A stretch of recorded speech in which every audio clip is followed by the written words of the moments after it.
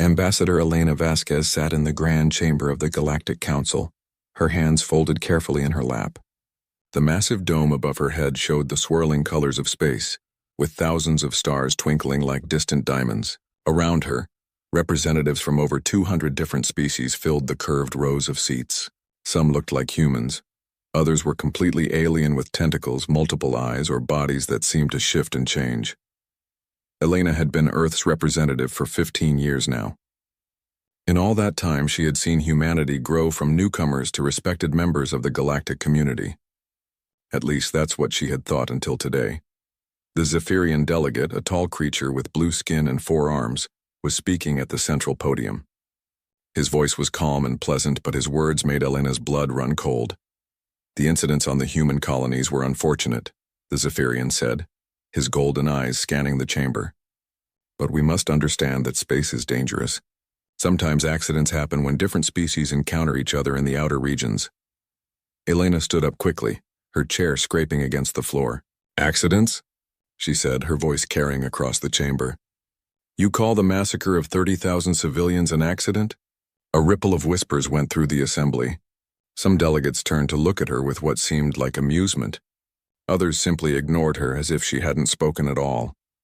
The Zephyrian delegate smiled, showing rows of sharp teeth. The humans are emotional creatures, he said to the chamber. They see conflict where none exist. Perhaps they need time to mature before they can understand the complexities of galactic politics. More whispers. And this time Elena heard some delegates actually laughing. She felt her face grow hot with anger and embarrassment. The council speaker, an ancient being called a Vortan who looked like a giant tree with eyes, tapped his staff on the floor. The delegate from Earth may present her evidence, he said in a voice that sounded like wind through leaves. Elena activated her holographic display. Images filled the air above the chamber. Burning buildings, destroyed ships, and bodies scattered across what had once been peaceful farming communities. The images showed the 3 human colonies that had been attacked just 2 weeks ago. New Harmony, Eden's Rest, and Peaceful Valley, Elena said, her voice steady despite her anger. 3 colonies in the outer rim sectors. They were farming communities with no military installations, no weapons, and no strategic value. The attacks came without warning and without cause. The images changed, showing the aftermath. Children's toys scattered among the ruins. A school that had been bombed while classes were in session. A hospital that had been targeted specifically. Its Red Cross symbol clearly visible on the wreckage. These were not military targets, Elena continued. These were families, farmers, teachers, and doctors. They had been living peacefully in those systems for over 50 years. She paused, looking around the chamber. Most delegates were looking at their personal devices or talking quietly among themselves. Only a few seemed to be paying attention to her presentation. The evidence clearly shows that Zephyrian warships conducted these attacks, Elena said, highlighting the distinctive energy signatures and weapon patterns in the data. We have recordings of Zephyrian commanders ordering the strikes. We have DNA evidence from the assault teams that landed to finish off survivors. The Zephyrian delegate laughed, a sound like breaking glass. The humans present interesting fairy tales, he said. But where is the proof that these attacks were ordered by the Zephyrian Empire? Perhaps these were pirates or rogue elements that the humans themselves hired to create a crisis. Elena stared at him in shock. You're suggesting we killed our own people? I suggest nothing, the Zephyrian replied. I merely point out that humans are known for their creativity when seeking attention or advantage. The chamber erupted in what Elena could only call polite applause. Delegates nodded appreciatively at the Zephyrian's words. She realized with growing horror that they weren't just dismissing her evidence, they were enjoying her humiliation. Elena tried again, presenting more evidence. She showed intercepted communications between Zephyrian fleet commanders. She displayed the serial numbers of weapons fragments found at the attack sites, all traced to Zephyrian military factories. She even had testimony from surviving witnesses who had seen Zephyrian soldiers during the attacks. Each piece of evidence was dismissed or explained away. The communications were called fabricated. The weapons could have been stolen or sold on black markets. The witnesses were traumatized humans whose memories couldn't be trusted. After 3 hours of this, the council speaker finally called for a vote on Elena's request for an investigation and justice for the attacks. The vote wasn't even close. Of the 247 species represented in the Council, only 12 voted to support Earth's request. Even some of humanity's supposed allies voted against them or simply abstracted. As the final vote was announced, Elena heard delegates talking among themselves. Their words carried clearly in the chamber's acoustics. "The humans are too soft," said the representative from the Kratex Empire. "They've been in space for 2 centuries and still act like children." "They have some nice technology," replied a Nexari delegate, "but no backbone to use it properly. They're useful as mediators and peacekeepers, but not much else." A third voice from somewhere behind Elena added with amusement, "Perhaps this will teach them to stay in their designated sectors. Space is for species that understand strength." Elena gathered her materials with shaking hands. As she prepared to leave the chamber, the Zephyrian delegate approached her with what might have been meant as a friendly smile. No hard feelings. "Ambassador," he said, his 4 hands spread in a gesture of mock friendship, "perhaps your people will learn from this experience. The galaxy is a harsh place for species that refuse to defend themselves properly." Elena looked up at the tall alien, her brown eyes blazing with controlled fury. "We have defended ourselves for 200 years through diplomacy and cooperation," she said quietly. "We chose to be builders and healers instead of conquerors." The Zephyrian's laugh was genuinely amused now. "Yes, we know. Everyone knows. The peaceful humans who never fight back no matter what happens to them. It's almost charming. In its naivety." He leaned down closer to her, his voice dropping to what he probably thought was a confidential tone. "But charm doesn't protect colonies, does it? Perhaps it's time your species learned that lesson." As Elena walked out of the chamber, she could hear the conversations continuing behind her. Delegates were already moving on to other business. The massacre of 30,000 humans already forgotten.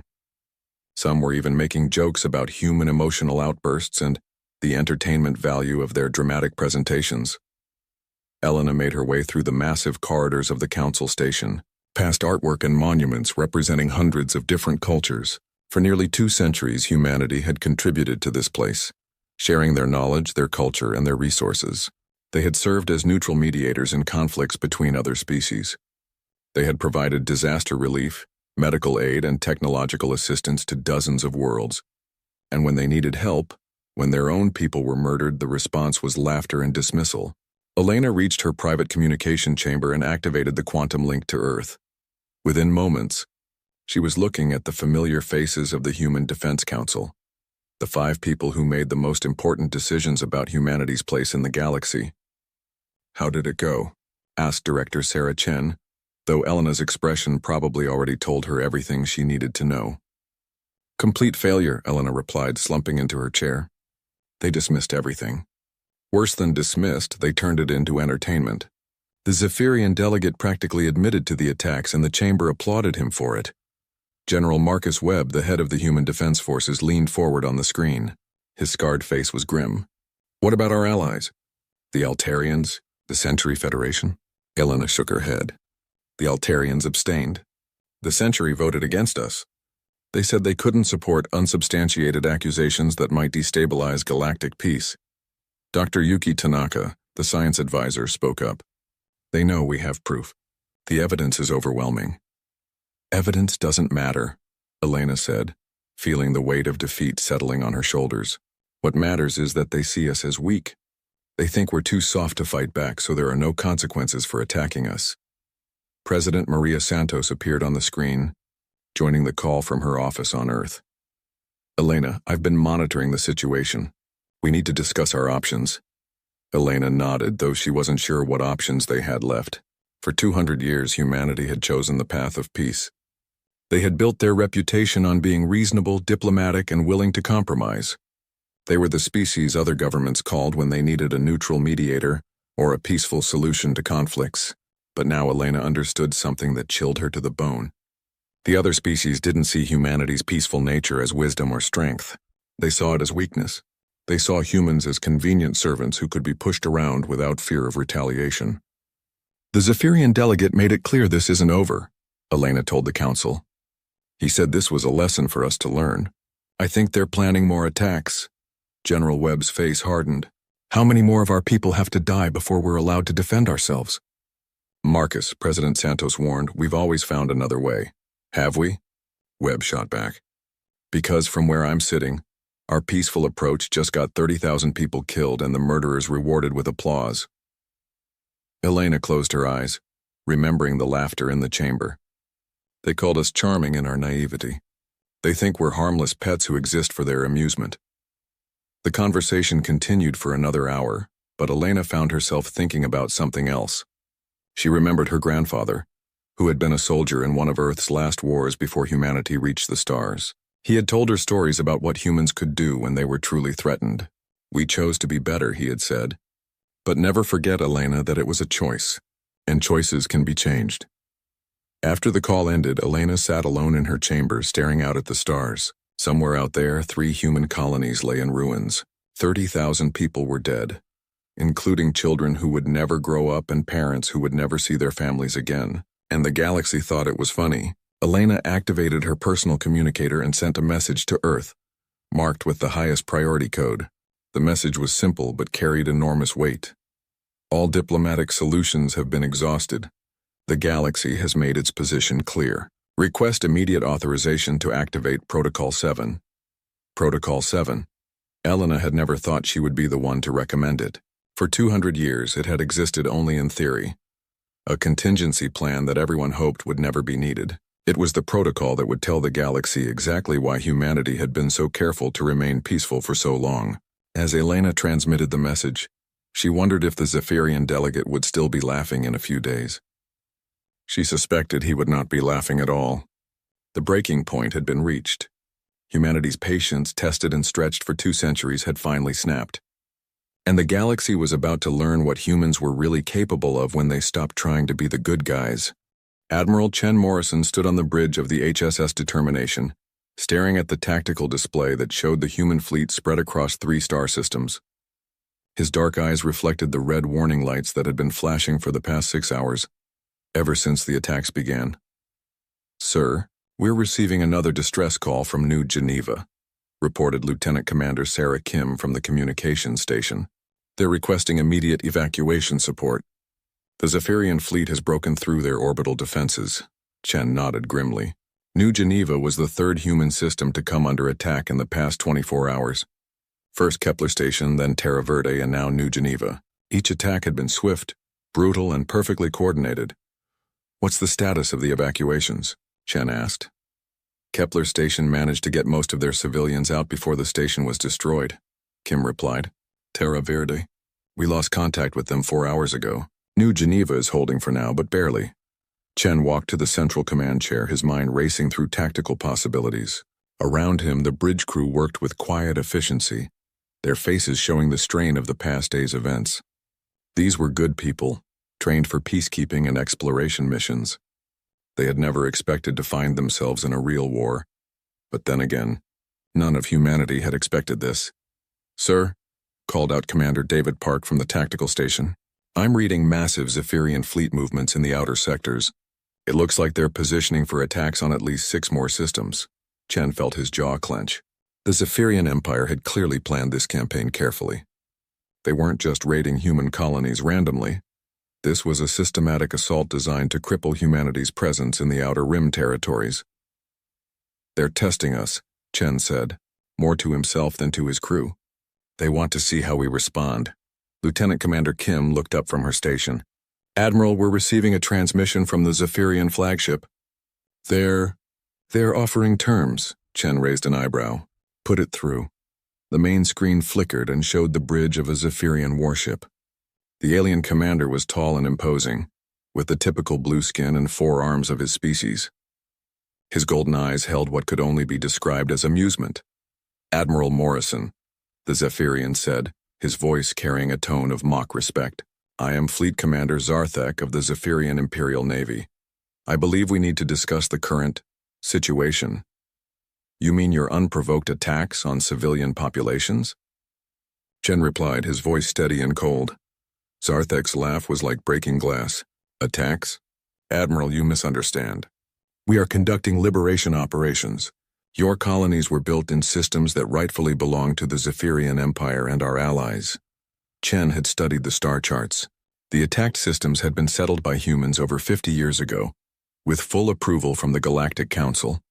There had never been any competing claims. Those are legally recognized human territories, Chen said. Were, Zarthek corrected. Past tense, Admiral. The galaxy is changing and humanity must change with it. You have two options. Withdraw from all disputed territories or face the consequences of your stubbornness. Chen looked at the alien commander for a long moment. And if we choose neither option? Zarthek's smile widened, showing his sharp teeth. Admiral, let's be honest with each other. Your species has been in space for 2 centuries, and in all that time you have never fought a real war. You are mediators and peacekeepers, builders and dreamers. We, on the other hand, have conquered 17 star systems in the past 50 years alone. The Zephyrian leaned forward, his 4 hands clasped in front of him. Your reputation precedes you, Admiral Morrison. The peaceful human fleet commander who has never fired a shot in anger. The man who solved the Rigel crisis through negotiation and compromise. Very admirable, very civilized. Chen felt his crew's eyes on him. They all knew his reputation, knew that he had spent his entire career avoiding military conflicts through diplomacy and careful maneuvering. Your point? Chen asked. My point is that peace-loving species make poor warriors, Zarthek replied. You lack the killer instinct, the willingness to do what must be done. You will hesitate when you should act, negotiate when you should fight. It is simply not in your nature to wage war effectively. Zarthek gestured broadly with his arms. Look at your fleet disposition, Admiral. Even now, facing direct attacks on your colonies, you have spread your ships thin trying to protect everyone. A warrior species would concentrate their forces and strike back hard and fast, but you try to save everyone and end up saving no one. Chen had to admit the alien had a point. Human military doctrine had always focused on defense and protection, rather than offense and conquest. Their ships were designed for patrol duties, disaster relief, and peacekeeping operations. They had the firepower to defend themselves, but they had never developed the aggressive tactics needed for large-scale warfare. I'll give you 12 hours to consider my offer, Zarthek continued. Withdraw from the disputed territories, and we will allow your civilians safe passage to the inner systems. Refuse, and we will continue our liberation operations until you see reason. The transmission ended, leaving Chen staring at a blank screen. Around him, his bridge crew waited for orders. Sir? Commander Park asked quietly. Chen was quiet for a long moment, thinking about everything Zarthek had said. The alien commander was right about human military philosophy. They had always chosen protection over aggression, defense over offense. Their entire fleet was built around the idea of avoiding conflicts rather than winning them. But Zarthek had made one critical error in his analysis. Commander Park, Chen said finally, access the classified files under Protocol 7 authorization. I need to see the real specifications for our ships. Park looked confused. Sir? I have access to all our ship specifications. Chen turned to face his tactical officer. No, Commander. You have access to the published specifications. The ones we share with the Galactic Council and our allies. I need you to access the classified files. Park hesitated, then began typing at his console. A few seconds later, his eyes widened in surprise. Sir, these readings can't be correct. According to these files, our weapons output is... Park paused, double-checking his data. Sir, these numbers are 4 times higher than what I thought our capabilities were. Chen nodded. What about our defensive systems? Park continued reading, his surprise growing. Energy shields rated for impacts that should be impossible to defend against. Armor plating made from materials I've never heard of. And our engines. Park looked up at Chen in amazement. Sir, according to this, we can travel 3 times faster than I thought possible. And our sensor capabilities? Chen asked. Complete stealth detection, quantum communication arrays, tactical analysis systems that can predict enemy movements. Park shook his head in confusion. Admiral, why don't we use these systems? Chen walked to the front of the bridge, looking out at the stars through the main viewing port. Because for 200 years humanity has chosen to be the galaxy's peacekeepers rather than its conquerors. We deliberately limited our capabilities to avoid intimidating other species. He turned back to his crew. The human defense forces have always operated under restrictive protocols. We use our ships at 30% power output. We employ only basic weapons systems, and we follow rules of engagement that prioritize avoiding casualties over achieving victory. Lieutenant Commander Kim spoke up from her station. But sir, if we have these capabilities, why did we let the colonies get attacked? Why didn't we defend them? Chen's expression grew grim. Because we were following 2 centuries of established protocol. We were trying to be the reasonable ones, the ones who don't escalate conflicts. We were waiting for diplomatic solutions and council approval. He activated his command console and began typing in authorization codes. But the time for being reasonable has passed. Commander Park, send a coded message to all human ships and installations. Authorization, Protocol 7, full military authority. Park typed rapidly, then paused. Sir, I'm getting confirmation requests from every ship in the fleet. They want to verify that we're really authorizing unlimited tactical response. Chen looked around at his bridge crew, people he had served with for years, people who had trusted him to keep them safe through peaceful solutions. Now he was about to ask them to become something they had never been before. Confirm the authorization, Chen said quietly, and patch me through to the entire fleet. A few moments later, Kim nodded. All ships are receiving, Admiral. Chen activated the fleet-wide communication system. This is Admiral Chen Morrison to all human vessels and installations. As of this moment, all previous tactical restrictions are lifted. All ships are authorized to operate at full military capacity. All personnel are authorized to use whatever force is necessary to protect human lives and interests. He paused, knowing that his next words would change everything for humanity's place in the galaxy. For 2 centuries, we have chosen to be the galaxy's peacekeepers. We have limited our capabilities and restrained our responses because we believed in the power of diplomacy and cooperation. Today, that choice was rejected. Today, we learned that the galaxy sees our peaceful nature as weakness to be exploited. Chen's voice grew harder. The Zephyrian Empire and their allies have declared war on humanity through their actions. They have murdered our civilians and destroyed our homes. They believe we are too weak and too civilized to fight back effectively. Around the bridge, Chen could see his crew sitting straighter, their expressions becoming more focused and determined. They are about to learn that they have made a critical miscalculation, Chen continued. Our peaceful nature was never weakness, it was a choice. And that choice has been revoked. Chen ended the fleet-wide transmission and turned back to his tactical officer. Commander Park, show me the real capabilities of the determination. Park activated his console, and suddenly the bridge displays changed completely. New tactical information flooded the screens, showing weapon systems and defensive capabilities that exceeded anything the crew had imagined. Sir, Park said, his voice filled with awe. We're not just a heavy cruiser. According to these specifications, we're a battleship. And not just any battleship, we're more powerful than anything in the Zephyrian fleet. Chen nodded. And we're one of the smaller ships in the human fleet. Commander, calculate our optimal response to the current Zephyrian positions. Parky worked at his console, accessing tactical programs that had been locked away for 2 centuries. Sir, with our real capabilities, we don't need to spread thin to protect all the colonies. We can hit their fleet concentrations directly and eliminate their offensive capability in. Sir, the computer says we can end this conflict in less than a week. Chen felt a cold smile cross his face. Then let's prove to the galaxy that humanity's patience has limits. As orders went out across the human fleet, ancient systems came online for the first time in 2 centuries. Ships that had been pretending to be simple patrol vessels revealed their true nature as advanced warships. Weapons that had been operating at minimal power began charging to full capacity. The Zephyrian Empire had made their calculation based on humanity's peaceful reputation and apparently limited capabilities. It was a reasonable calculation based on the information available to them. It was also completely wrong.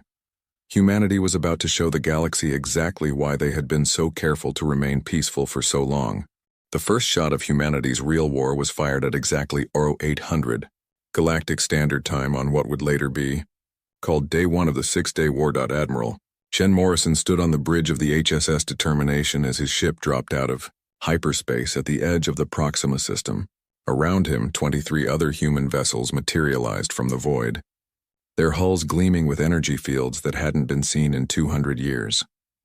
Target analysis complete, Admiral, reported Commander Park from the tactical station. 18 Zephyrian vessels in defensive formation around Proxima Station. They appear to be using the station as a shield against direct assault. Chen studied the tactical display. Proxima Station had been a human research facility until 3 days ago. Now it was occupied by Zephyrian forces who were using it as a forward base for their attacks on human colonies.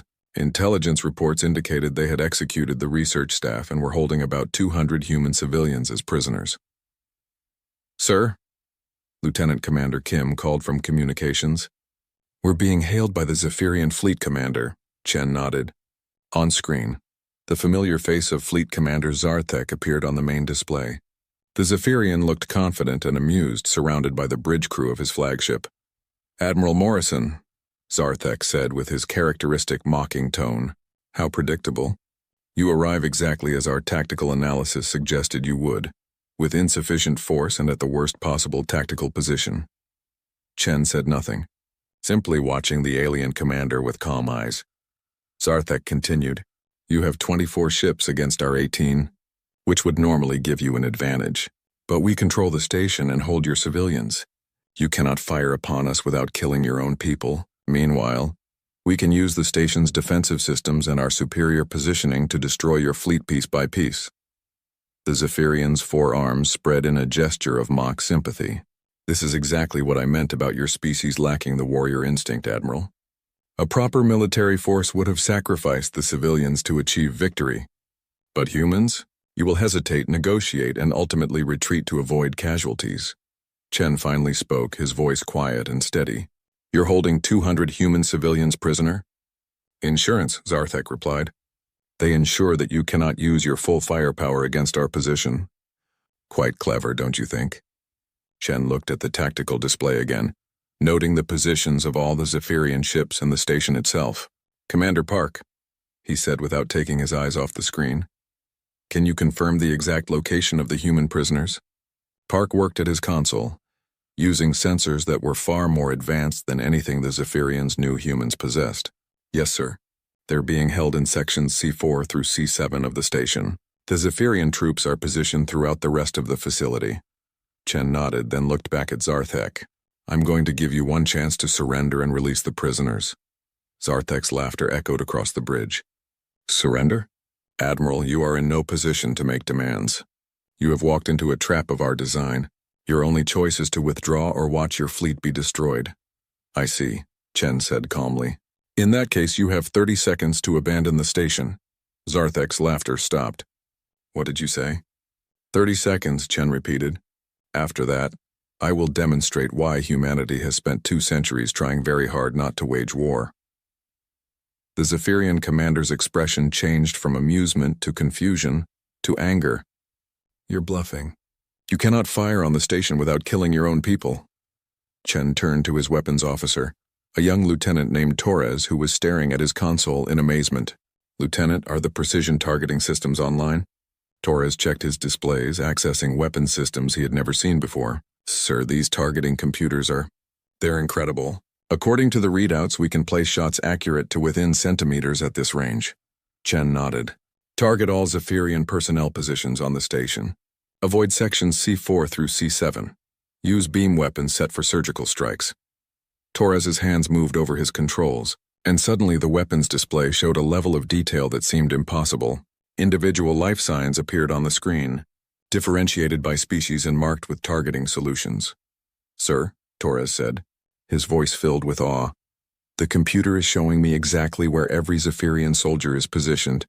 It can trace their locations through the station's bulkheads and target them individually. On the main screen, Zarthek was growing more agitated. You're lying. No species has targeting technology that precise. Chen's expression remained calm. 15 seconds. Zarthek turned to his crew, barking orders in his own language. Chen could see the alien ships beginning to power their weapons and prepare for battle. 5 seconds, Chen announced. You're insane, Zarthek shouted. You'll kill your own people. Chen looked directly into the alien commander's eyes. 3, 2, 1, Fire. What happened next would be talked about in military academies for the next 1,000 years. The human ships opened fire with weapons that defied everything the galaxy thought. It knew about energy projection and targeting accuracy. Beams of coherent energy lanced out from the human fleet, each one following a precisely calculated path through space. The beams struck Proxima Station at hundreds of different points simultaneously. But instead of the massive explosion Zarthek expected, the energy beams seemed to surgically dissect the station's structure. Sections of hull plating were peeled away with surgical precision, exposing the interior compartments where Zephyrian soldiers were positioned. Secondary beams followed the first salvo, striking individual targets inside the station. On the tactical display, Chen could see each Zephyrian life sign winking out as the precision strikes found their marks. The entire attack lasted less than 30 seconds. When it was over, Proxima Station was still intact and functional, but every Zephyrian aboard was dead. Impossible, Zarthek whispered, staring at the tactical data streaming from the station. No one has weapons that precise. Chen activated the ship's external communications. Proxima Station, this is Admiral Morrison. Please respond if any human personnel are still alive. A crackling voice came over the speakers. Admiral, this is Dr. Sarah Williams. We're alive, all of us. How did you? The Zephyrians are all dead, but you didn't hit any of the areas where we were being held. Chen allowed himself a small smile. Are you and the other civilians injured, Doctor? Some minor injuries from when they captured us, but we're okay. Admiral, how did you do that? The precision required to... Chen cut the communication and turned back to the main screen, where Zarthek was staring in shocked disbelief. That's impossible, the Zephyrian commander repeated. Our intelligence report showed that human weapons were limited to basic energy projection. You don't have the technology for that kind of precision targeting. Chen's expression was calm but cold. Your intelligence was based on what we allowed you to see. For 200 years, we have operated our ships and weapons at 30% of their actual capability. We did this to avoid intimidating other species and to maintain our role as peacekeepers. Chen gestured to the tactical display, which now showed the true capabilities of the human fleet. These ships are not patrol vessels or exploration craft. They are warships designed for one purpose: to protect humanity from any threat anywhere in the galaxy. Zarthek looked at the readouts, showing human ship specifications that were far beyond what he had expected. Your ships? They're more advanced than anything in our fleet. Yes, Chen replied simply. And now you understand why we have been so careful to remain peaceful for so long. The Zephyrian commander was clearly struggling to process this new information. His entire strategy had been based on the assumption that humans were technologically inferior and militarily inexperienced. Commander Park, Chen said, turning to his tactical officer, what is the status of the Zephyrian fleet? Park checked his displays, now operating with full military sensors. Sir, they're in complete disarray. Their formation has collapsed, and several ships are trying to withdraw to a safe distance. They appear to be. They're running away, sir. Chen nodded.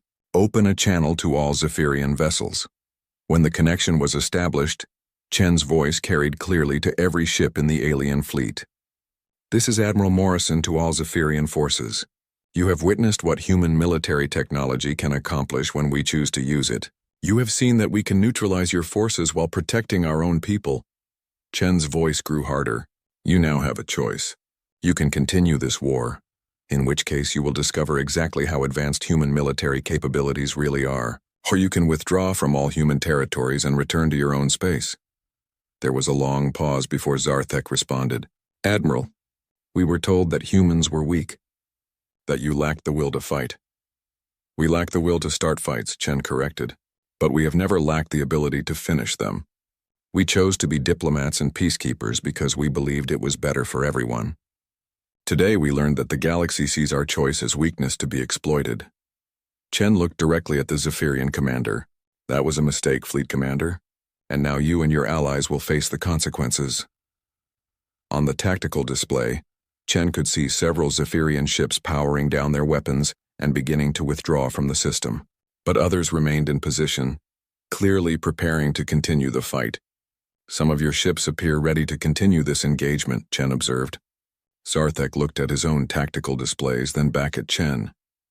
Admiral, Even with your advanced technology, you are still outnumbered across multiple systems. We have fleets attacking 6 human colonies simultaneously. You cannot be everywhere at once. Chen's smile was cold and completely without humor. Can't we? He turned to Commander Kim. Signal all human vessels throughout the fleet. Execute Operation Thunderbolt. Kim's fingers flew over her console, sending coded messages across quantum communication channels that the Zephyrians couldn't intercept or block. Operation Thunderbolt initiated, Kim reported. All fleets report ready for simultaneous engagement. Chen looked back at Zarthek. Fleet Commander, you made your plans based on the assumption that human forces would respond slowly and predictably. You believed we would spread our ships thin, trying to defend everything. The main display split to show tactical feeds from 6 different star systems. In each one, human fleets were dropping out of hyperspace in perfect coordination. Instead, Chen continued, we concentrated our forces for maximum effect. While you were focused on this system, we positioned our fleets for coordinated strikes on all of your attack groups simultaneously. Zarthek stared at the displays showing Zephyrian fleets being engaged by human forces across half a dozen systems. This is impossible. You don't have enough ships for operations on this scale. Chen's expression was grim. Fleet Commander, you have no idea how many ships we actually have. For 200 years, most of our fleet has remained in reserve, hidden in systems you never knew we controlled. The truth was finally sinking in for the Zephyrian commander. Humanity hadn't been weak or unprepared. They had been deliberately restraining themselves. Everything the aliens thought they knew about human military capabilities had been carefully managed disinformation. This is day 1 of your war against humanity, Chen said. By the end of today, all of your forward bases will be neutralized. Your attack fleets will be destroyed or in full retreat, and you will understand that provoking a peaceful species is far more dangerous than fighting an aggressive one. Chen turned to his crew. All stations prepare for systematic engagement of remaining hostile forces. Show them what 2 centuries of military advancement looks like when it's finally unleashed. As the human fleet moved to attack positions, Zarthek made one final transmission. Admiral Morrison, you have made an enemy of the entire Zephyrian Empire today. Chen's response was quiet but carried absolute certainty. No, Fleet Commander. Today, the Zephyrian Empire discovered that it was already the enemy of humanity. We just finally decided to do something about it. The battle for Proxima Station was over in less than an hour. It was the first victory in what would become the most one-sided conflict in galactic history. The galaxy was about to learn what humanity was capable of when they stopped trying to be everyone's friend. Day 2 began with emergency sessions in the Galactic Council chambers. Ambassador. Elena Vasquez watched from the human delegation box as representatives from dozens of species demanded explanations for the human aggression that had apparently erupted overnight. The Altarian delegate, a tall humanoid with silver skin, was speaking from the central podium. The reports we're receiving are deeply disturbing, she said, her voice carrying clearly through the chamber. Human forces have apparently launched unprovoked attacks on multiple Zephyrian positions, using weapons technology that violates several galactic treaties. Elena stood up, her patience finally gone completely. Unprovoked? She said, her voice cutting through the murmurs in the chamber. 3 days ago, I stood in this very chamber and presented evidence of Zephyrian attacks on our colonies. This council voted to ignore that evidence and deny us justice. The council speaker tapped his staff. The delegate from Earth will limit her remarks to the current situation. Elena ignored him and continued speaking. 30,000 human civilians were murdered in unprovoked attacks. When we asked for help, you laughed at us. When we presented evidence, you dismissed it as entertainment. Well, congratulations. You've just learned what happens when you force a peaceful species to seek justice on their own. The Zephyrian delegate, a different one from the council meeting days earlier, stood up from his seat. The humans have revealed illegal weapons technology and launched terrorist attacks on legitimate Zephyrian operations. Elena turned to stare at him. Legitimate operations? You mean your invasion fleets that were attacking more human colonies? Your occupation forces that were executing prisoners? She activated her holographic display, showing footage from the Battle of Proxima Station. This is what precision looks like when a species actually develops military technology instead of just stealing territory from peaceful, neighbors. The footage showed the surgical strikes that had eliminated every Zephyrian soldier on the station while leaving the human prisoners completely unharmed. The precision was so perfect it seemed almost impossible. Our weapons hit their intended targets within centimeters of accuracy, Elena continued. We could have destroyed the entire station and everyone on it. Instead, we saved our people and eliminated only the invaders. If that's terrorism, then perhaps the galaxy needs to reconsider what the word means. Around the chamber, delegates were watching the footage with expressions ranging from amazement to fear. The level of technological advancement displayed was far beyond what anyone had expected from humanity. The Kratek's representative, a heavily armored warrior species, spoke up. These weapons capabilities were never declared to the Council. This represents a violation of the Military Technology Disclosure Treaty. Elena laughed, and the sound was not pleasant. The treaty that requires disclosure of offensive military capabilities. The same treaty that the Zephyrian Empire violated when they developed their orbital bombardment systems. The one that the Nexari Confederacy ignored when they built their planet-killer weapons. She looked around the chamber. For 200 years, humanity has been the only species that actually followed galactic law. We disclosed our defensive capabilities. We participated in arms limitation talks, and we operated our military under restrictions that no other species accepted. Elena's voice grew harder, but the treaty also contains a clause that allows for non-disclosure of capabilities that are purely defensive in nature. Every weapon system we used in the past 2 days falls under that classification. The Altarian delegate looked confused. How can weapons that destroyed an entire fleet be classified as defensive? Elena smiled coldly. Because we used them to defend our colonies from invasion. The fact that our defensive capabilities happen to be more advanced than your offensive ones is not our problem. On the main display, new reports were coming in from across the galaxy. Human fleets had engaged Zephyrian forces in 16 different systems over the past 24 hours.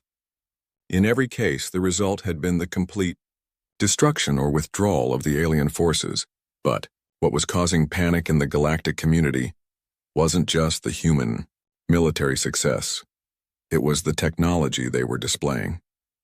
Ships that could travel faster than anyone thought possible. Weapons that could target individual soldiers through heavy armor and shielding. Defensive systems that seemed to predict enemy movements before they happened. Where did they get this technology? Whispered the representative from the Century Federation, though his voice carried clearly in the chamber's acoustics. Elena heard the question and decided to answer it. We developed it ourselves over the past 2 centuries. While other species were fighting wars and conquering territory, we were advancing our technology. While you were building bigger weapons to threaten each other, we were building better defenses to protect ourselves. She gestured to the tactical displays showing human military operations.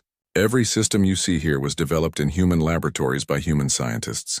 We didn't steal it, we didn't buy it, and we didn't reverse engineer it from other species. We built it from scratch because we knew that someday our peaceful nature would be seen as weakness. The council speaker was looking increasingly uncomfortable. The human delegate suggests that this technology development was motivated by distrust of the galactic community. Elena looked directly at the ancient Vortan. Not distrust, realism. We hoped we would never need these capabilities. We built them as insurance against the day when diplomacy failed, and we had to defend ourselves alone. She paused, looking around the chamber at faces that had dismissed her just days before. That day came when this council chose to ignore the murder of our people and reward the murderers with applause. New reports continued to stream in. Day 3 brought news that human forces had not only repelled the Zephyrian attacks, but had begun striking back at the alien empire's military infrastructure. Weapons factories, fleet bases, and command centers throughout Zephyrian space were being systematically destroyed. But again, the precision was remarkable. Human forces were targeting only military installations while avoiding civilian populations completely. Zephyrian military bases were being destroyed while nearby cities remained untouched. They're conducting a surgical dismantling of our entire military capability, reported the Zephyrian delegate, his voice showing the strain of the past 3 days. Our fleet command estimates that we have lost 60% of our military assets. The Nexari delegate leaned forward. How is that possible? The Zephyrian Empire has one of the largest fleets in the galaxy. Had, the Zephyrian corrected, past tense. Human forces are operating with coordination that seems impossible. They attack multiple targets simultaneously across distances that should make communication impossible. Elena knew why, though she wasn't going to explain it to the council. Humanity had developed quantum communication technology that allowed instantaneous coordination across any distance. While other species were limited by light-speed communications, human forces could coordinate operations in real time across the entire galaxy. Day 4 brought even more disturbing news for the galactic community. Human forces had begun what could only be described as systematic hunting of Zephyrian military assets. Every warship, every base, every military installation was being located and destroyed with terrifying efficiency. But it wasn't just the Zephyrian Empire that was feeling the pressure. Intelligence reports were coming in about human scouts appearing in the territory of every species that had voted against Earth's request for justice. The Altarian delegate was clearly nervous as she spoke. We're receiving reports of unidentified ships in our space, ships that appear and disappear without warning, avoiding all detection until they choose to reveal themselves. Elena nodded. Reconnaissance missions. We're updating our intelligence on potential threats. Threats? The Altarian's voice was sharp. The Altarian Republic has been at peace with humanity for over a century. Elena's expression was cold. The Altarian Republic voted to deny justice to humanity when our people were murdered. That made your position on human welfare quite clear. Around the chamber, Elena could see delegates from other species that had voted against Earth beginning to look worried. They were starting to realize that humanity might have been keeping track of who their friends really were. We're not planning to attack anyone who isn't actively hostile to us, Elena said, though her tone suggested that the definition of actively hostile might be broader than it used to be. But we are reassessing our relationships with species that have shown themselves to be unreliable allies. The Kratex representative stood up, his armor clanking. Is humanity threatening the galactic community? Elena looked at him for a long moment. The galactic community threatened humanity when it chose to ignore the murder of our people. We're simply responding to that threat. Day 5 brought reports that sent panic through several governments. Human forces had not only destroyed the Zephyrian military, they had captured most of the alien empire's leadership. Fleet commanders, planetary governors, and even members of the Zephyrian Imperial Council were being taken prisoner in lightning raids that seemed to come from nowhere. They're using some kind of stealth technology we've never seen before, reported the Zephyrian delegate, who was one of the few high-ranking officials of his species still free. Our sensors can't detect their ships until they're right on top of us. But the most shocking news came from intelligence services across the galaxy. Human agents using technology that made them nearly invisible to detection had infiltrated government facilities throughout known space. They weren't attacking or sabotaging, they were gathering information. They know everything, whispered the Century delegate to his aide, not realizing that the chamber's acoustics carried his words to Elena. Our military capabilities, our economic data, our political structures, they've been mapping all of it. Elena allowed herself a small smile. For 2 centuries, humanity has served as mediators and peacekeepers throughout the galaxy. Did you really think we weren't paying attention to how your governments and militaries actually work? The truth was beginning to dawn on the galactic community. Humanity hadn't just been hiding their military capabilities, they had been systematically studying every other species in the galaxy. While serving as neutral mediators, human observers had gained unprecedented access to the inner workings of dozens of different governments and military organizations. You've been spying on us for 200 years, accused the Nexari delegate. Elena shook her head. We've been learning about you for 200 years. There's a difference. Spying implies hostile intent. We gathered information because we believed that understanding other species would help us serve as better mediators and peacekeepers. She paused, looking around the chamber. Of course, that information is also quite useful when those same species prove to be untrustworthy allies. Day 6 began with surrender offers from the Zephyrian Empire and their allies. But Elena had stopped listening to alien surrender terms days ago. Instead, she was reading reports from Admiral Morrison's fleet. The war was effectively over. Zephyrian military power had been completely destroyed. Their allies had abandoned them. Most of their leadership was in human custody. Their homeworlds were defenseless, though human forces had made no move to occupy them. But the real victory wasn't military, it was psychological. The galaxy had learned that humanity possessed military capabilities that surpassed even the most advanced warrior species. More importantly, they had learned that humans could wage war with a precision and efficiency that made other species' conflicts look clumsy and wasteful. "The Zephyrian Empire formally surrenders," announced their delegate, his voice barely audible. "We accept full responsibility for the attacks on human colonies and request mercy for our civilian populations." Elena stood up slowly, holding a document that contained humanity's terms for ending the conflict. The terms had been prepared not by diplomats but by military strategists who understood that this war would determine humanity's place in the galaxy for centuries to come. "The terms are simple," Elena announced. "Complete withdrawal from all human territory. Payment of reparations for the lives lost and property destroyed. Surrender of all military officers involved in the attacks on our colonies for trial under human law." The Zephyrian delegate nodded eagerly. "We accept. All terms are acceptable." Elena wasn't finished. "In addition, the Zephyrian Empire will provide full disclosure of all military capabilities and assets. Human observers will be stationed in your space to ensure compliance. And finally," Elena's voice grew cold, "the Zephyrian Empire formally acknowledges that the attacks on human colonies were war crimes and apologizes to the human species for these actions." Around the chamber, delegates were realizing that they were witnessing something unprecedented. A species that had been dismissed as weak and peaceful had just fought a war with such overwhelming superiority that the enemy was accepting any terms offered, no matter how humiliating. But Elena had one more announcement to make.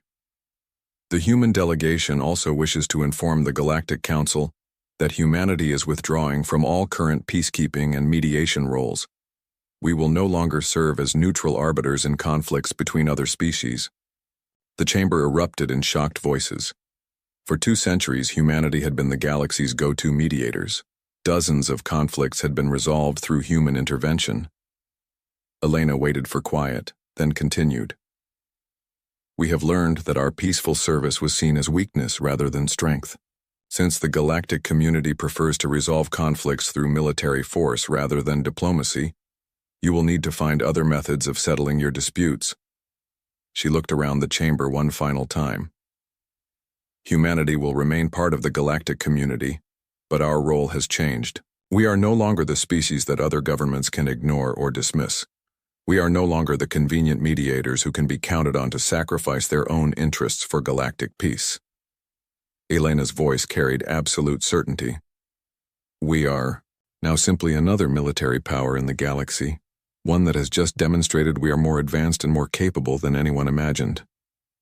The 6-day war was over. Humanity had won so completely that the term victory seemed inadequate. But the real change wasn't in humanity's military capabilities. It was in how the galaxy saw them.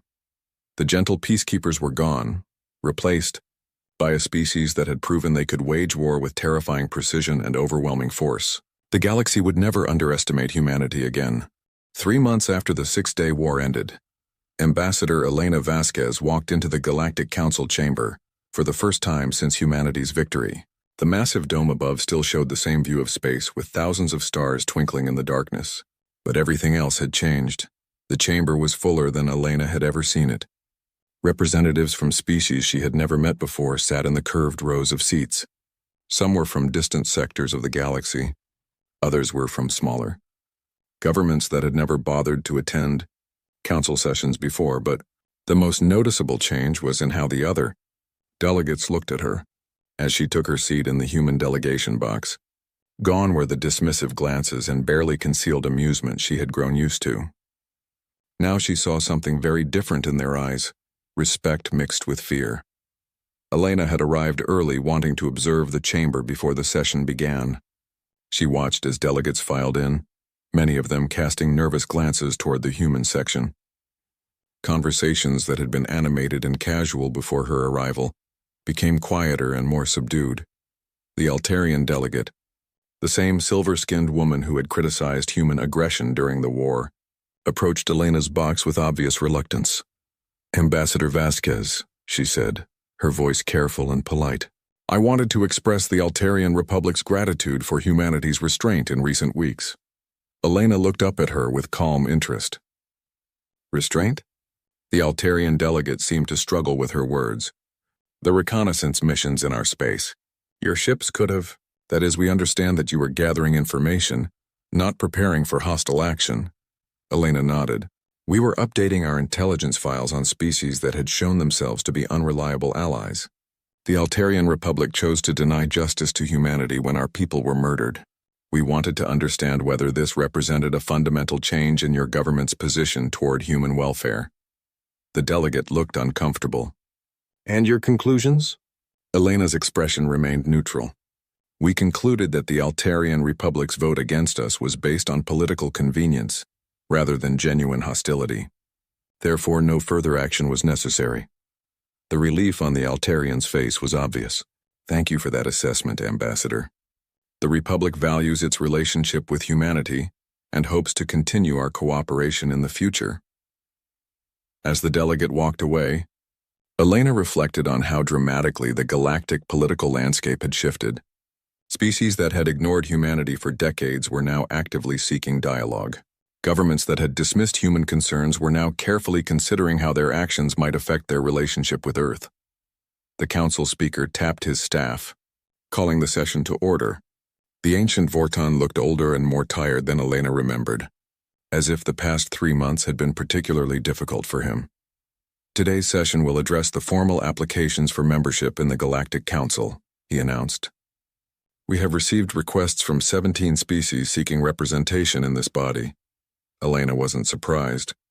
News of humanity's military capabilities had spread throughout the galaxy, and smaller species that had previously felt excluded from galactic politics were now seeking protection through official membership in the Council. The first application came from the Meridian Collective, a group of peaceful trading worlds in the Outer Rim. Their representative, a small humanoid with large eyes, spoke nervously from the central podium. "The Meridian Collective requests membership in the Galactic Council for protection against aggressive expansion by larger powers," he said. "Recent events have shown that peaceful species can no longer rely on informal understandings with their neighbors." Elena understood what he meant. The Six-Day War had demonstrated that military power was the ultimate arbiter of galactic politics. Smaller species that had relied on the protection of larger allies were now seeking formal guarantees of their independence. The second application was more surprising. It came from the hegemony of Teroth, a warrior species known for their aggressive expansion policies. Their representative, a massive creature covered in natural armor plates, made his request with obvious reluctance. "The hegemony seeks membership to ensure proper communication with the galactic community," he rumbled. "Recent developments have shown the importance of understanding the true capabilities of other species before taking action." Elena almost smiled. The hegemony had been planning to attack several smaller worlds along their border, but had abandoned those plans when they learned about human military technology. Now they wanted council membership as a way to avoid accidentally provoking someone who might be stronger than they appeared. As the applications continued, Elena noticed a pattern. Every species requesting membership mentioned recent events or changing galactic conditions as their motivation. They were all responding to the same thing: the realization that the galaxy was more dangerous than they had understood, and that military capabilities could be hidden behind peaceful facades. After the membership applications were processed, the speaker moved to the main business of the day. "The Council will now address the establishment of the new Galactic Security Committee," he announced. "This committee will have permanent authority to investigate threats to galactic peace and coordinate responses to military aggression." Elena stood up. This was why she had really come to the Council today. "The human delegation wishes to address the formation of this committee," she said. The chamber fell silent. Elena's words now carried weight that they had never possessed before. "Humanity accepts the permanent seat on the Security Committee that has been offered to us," Elena continued. "However, we have conditions for our participation." She activated her holographic display, showing a document that represented months of work by human diplomats and military strategists. First, the Security Committee will have the authority to conduct independent investigations of potential war crimes and violations of galactic law. This includes the power to gather evidence, interview witnesses, and compel cooperation from member governments. Elena looked around the chamber. Such investigations will not require prior approval from the full council, and their findings will be made public, regardless of political considerations. The Zephyrian Delegate, one of the few representatives his species had left, after their leadership was captured, shifted uncomfortably in his seat.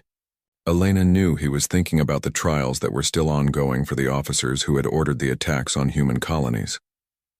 Second, Elena continued, the Security Committee will establish and maintain a rapid response force capable of intervening in conflicts within 72 hours of a formal request for assistance. This force will be composed of volunteers from member species and will be commanded by officers selected for their professional competence rather than their political connections. This was a direct challenge to the old system where military interventions required lengthy debates and political negotiations. Elena was proposing a force that could act quickly to stop aggression before it escalated into full-scale war. Third, the Security Committee will have the authority to impose economic and military sanctions on species that violate galactic law.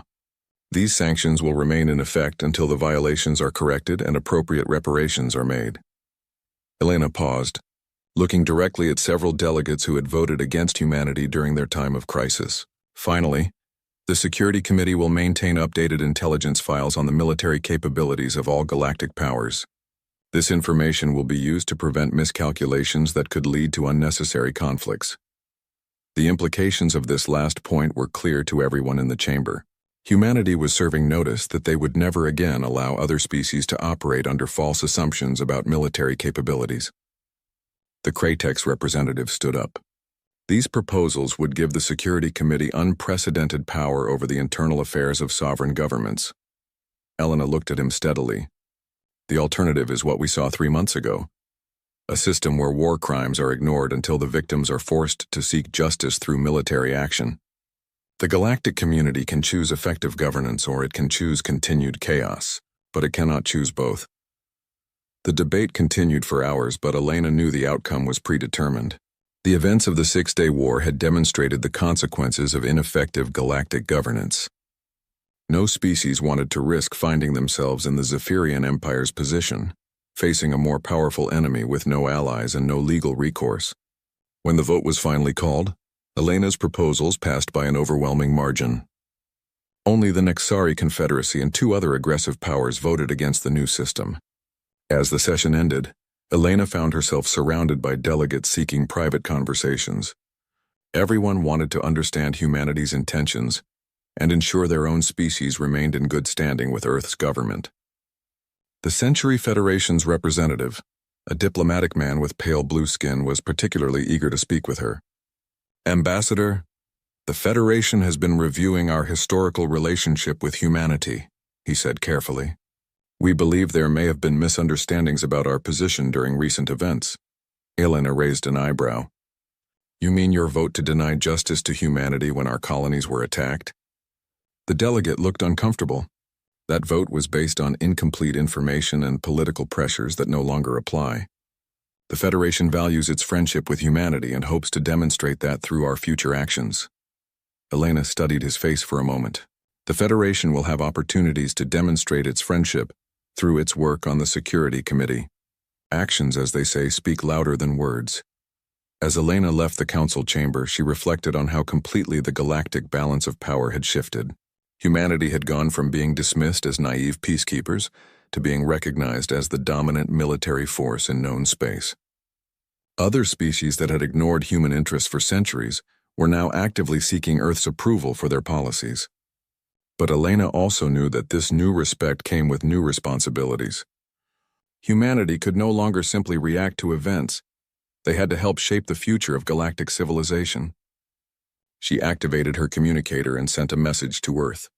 Mission accomplished. The new Security Committee is established with full authority to prevent future conflicts. Humanity's position in the galactic community has been permanently changed. Elena paused, then added a personal note.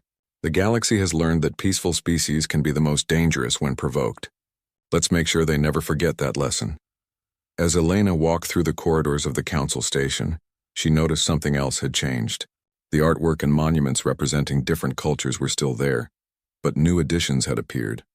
A memorial to the victims of the attacks on human colonies, a display showing the precision of human military technology during the Six-Day War, a plaque commemorating the establishment of the new Security Committee. Humanity's story was now permanently part of galactic history, but more than that, humanity's values, the belief that justice should be swift and effective, that the strong should protect the weak, and that peace could only exist when backed by the ability to enforce it, were now the governing principles of galactic civilization.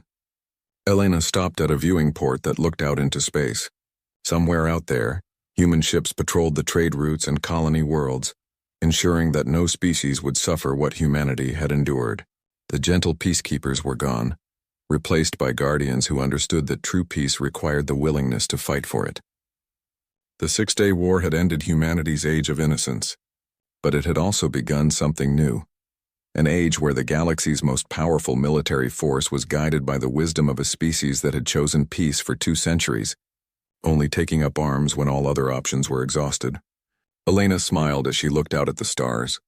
The galaxy had learned an important lesson about underestimating peaceful species, and humanity had learned an equally important lesson about the price of naivety.